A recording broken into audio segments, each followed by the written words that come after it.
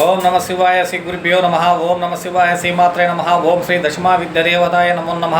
ఓం సర్వదేవాయ సర్వదేవత నమో నమ. అందరికీ నమస్కారం అండి. నన్ను నా యొక్క ఛానల్ని ఆదరిస్తున్న మీ అందరికీ కూడా పేరు పేరు నా కృతజ్ఞతలు. అలాగే నా యొక్క ఛానల్ చూస్తున్న ప్రతి ఒక్కరు కూడా నా యొక్క ఛానల్ సబ్స్క్రైబ్ చేసుకొని లైక్ చేసి షేర్ చేయాలని మీ అందరినీ కోరుకుంటున్నాను. అలాగే ఈరోజు ముఖ్యంగా రెమెడీ ఏమిటంటే సకల కార్యసిద్ధికి సంబంధించిందండి. అంటే మనం ఏ కార్యక్రమం చేసినా కానీ ఆ యొక్క కార్యక్రమంలో మనకి విజయం అనేది సమకూర్చుకుంటుంది అన్నమాట. అంటే మనము ఏ పని చేసినా ఇబ్బంది పడవలసిన అవసరం లేదండి. అటువంటి కార్యక్రమాలలో మనల్ని విజయం వరించడానికి చేసుకోవాల్సిన ఒక చక్కటి రెమెడీ అండి ఇది. అయితే ఈ రెమెడీ ఎప్పుడు చేసుకోవాలనంటే ఆదివారం కానివ్వండి, ఆదివారం అమావాస్య వచ్చినా కానివ్వండి, లేకపోతే పౌర్ణమి రోజు కానివ్వండి. ఆదివారం, అమావాస్య, పౌర్ణమి రోజు. కానీ అమావాస్య రోజు చేసుకుంటే చక్కటి ఫలితం ఉంటుందండి. మనకి ఎప్పటి నుంచో పట్టి పీడిస్తున్న అనేక పీడిత సమస్యలు కూడా మనకి ఈ ఒక్క రెమెడీతోటి చక్కగా మనకి పరిష్కారం అనేది అవుతుందండి. కనుక మీరు చేయవలసింది ఏంటిదంటే ఒక కొబ్బరికాయ, పసుపు కుంకుమ, 3 గోమతి చక్రాలు, ఒక కర్పూరం బిళ్ళ.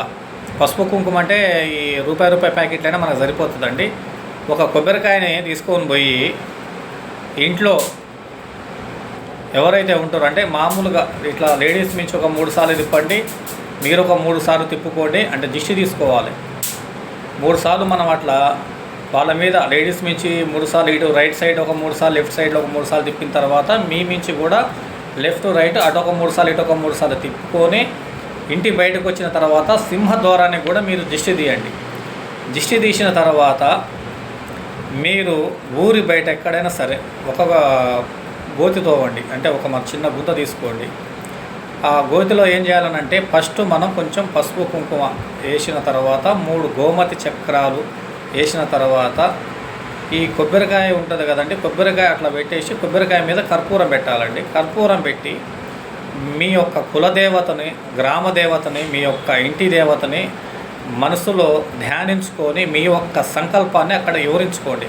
సంకల్పం అని అంటే మీరు ఎప్పటి నుంచి పడుతున్న బాధలో మీకు ఎక్కడెక్కడ బాగా ఇబ్బంది జరుగుతుందో, ఏ కార్యక్రమంలో మీకు ఇబ్బంది జరుగుతుందో, అది వ్యక్తులతోనే కానివ్వండి, వ్యాపార పరంగానే కానివ్వండి, ఆర్థిక పరంగా కానివ్వండి, శారీరక ఇబ్బందులు ఏమన్నా మనకి మొండి రోగాలు ఉన్నా కానీ ఈ రెమెడీ చేసుకోవడం వల్ల మనకి అన్నిటిని కూడా మనకి తగ్గే అవకాశం ఉందన్నమాట.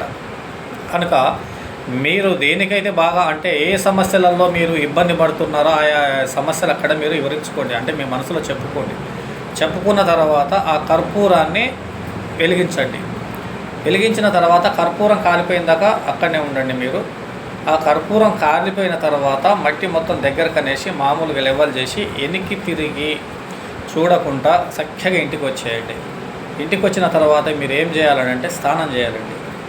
స్నానం చేసిన తర్వాత మీ ఇంట్లో మీ ఒక ఆరాధన దేవత దగ్గరికి వెళ్ళి ఒక 2 అగరబత్తీలు ముట్టించేసి అక్కడ కూడా సంకల్పం చెప్పుకోండి. ఏమని చెప్పుకుంటారనంటే నేను ఇట్లా ఈ యొక్క కారణాల కొరకు నేను ఈ యొక్క కార్యక్రమం చేసి వచ్చానమ్మా, నేను చేసిన ఈ కార్యక్రమంలో కూడా నాకు అనుకూల ఫలితాలు నాకు లభించాలి తల్లి అని చెప్పేసి మీరు ఒక దేవుని దండం పెట్టుకొని ఆ యొక్క రెమెడీ చేసుకోవడం వల్ల మీకు చక్కటి ఫలితాలు ఉంటాయండి. మీకు ఎప్పటి నుంచో మీరు పడుతున్న ఇబ్బందులు కూడా మీకు ఆ రెమెడీ చేసుకోవడం వల్ల పోతాయి.